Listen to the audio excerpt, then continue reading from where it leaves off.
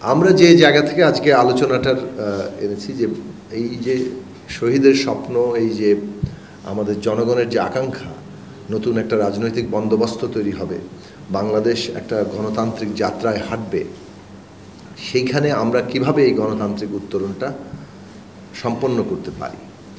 সেক্ষেত্রে আমরা মনে করি যে একদিকে যেমন জন আকাঙ্ক্ষা আছে সংস্কারের জন্য, সত্যিকার অর্থে ক্ষমতার ভারসাম্য এবং জবাবদিহি তৈরি হবে এই দেশের জনগণ, রিপাবলিকে যেভাবে জনগণের হাতে ক্ষমতা ন্যস্ত থাকে, সেভাবে সত্যিকার অর্থে জনগণের হাতে ক্ষমতা ন্যস্ত হবে এবং সেই জনগণের অধীনেই থাকবে সকলে।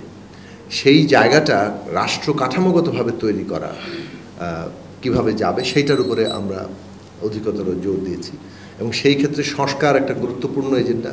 সংস্কারের ক্ষেত্রে যে প্রশ্নগুলো সবচেয়ে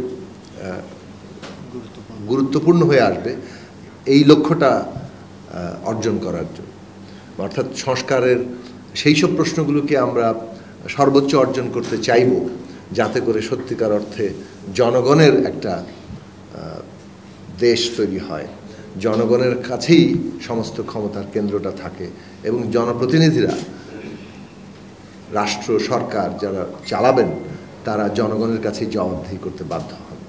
তো সেইটার কাঠামোগত জায়গা নিয়ে আমরা অনেকগুলো প্রসঙ্গ নিয়ে আলোচনা করেছি। বিশেষভাবে আপনারা সবাই জানেন যেগুলো নিয়ে কথা হচ্ছে, ৭০ অনুচ্ছেদ, সাংবিধানিক কমিশনের মাধ্যমে বিভিন্ন সাংবিধানিক পদের নিয়োগ, প্রধানমন্ত্রীর যে টার্ম, তারপরে আপনার এখানে বিচার বিভাগের যে পৃথকীকরণ, নারী আসনের প্রসঙ্গ, স্থানীয় সরকার প্রসঙ্গ, এখানে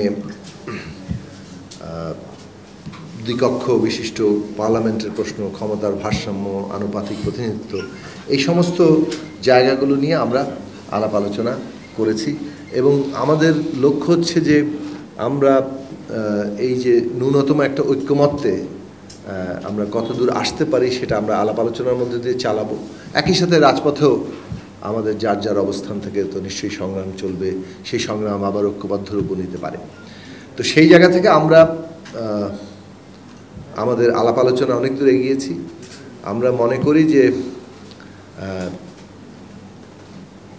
আওয়ামী লীগের যারা এই হত্যাকাণ্ডের সাথে যুক্ত, গত ১৫ বছরের গুম, খুন, হামলা, মামলা, লুটপাট এবং সর্বশেষ জুলাই আগস্টের নির্বিচার যে হত্যাকাণ্ড, এর জন্য যারা দায়ী প্রত্যেককে বিচারের আওতায় আনতে হবে।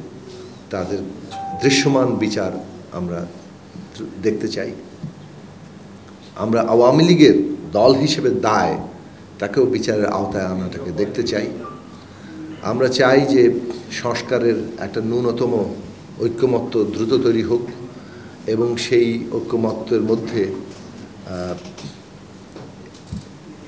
এই সংস্কার কিভাবে বাস্তবায়ন হবে সেই বিষয়েও আমরা যাতে একটা ঐক্যমত্যে আসতে পারি, সেখানে জনগণের যে ম্যান্ডেট সেইটাকে আমরা যাতে সামনে নিয়ে আসতে পারি, কেননা একটা স্থায়ী টেকসই সংস্কারের জন্য জনগণের ম্যান্ডেট খুব গুরুত্বপূর্ণ। এবং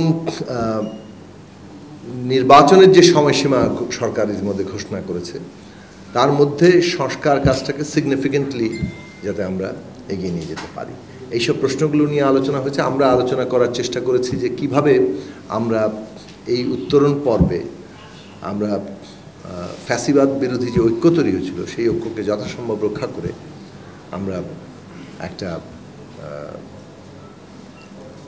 এই পুরো গণতান্ত্রিক উত্তরণ প্রক্রিয়াটাকে এগিয়ে নিয়ে যেতে পারি।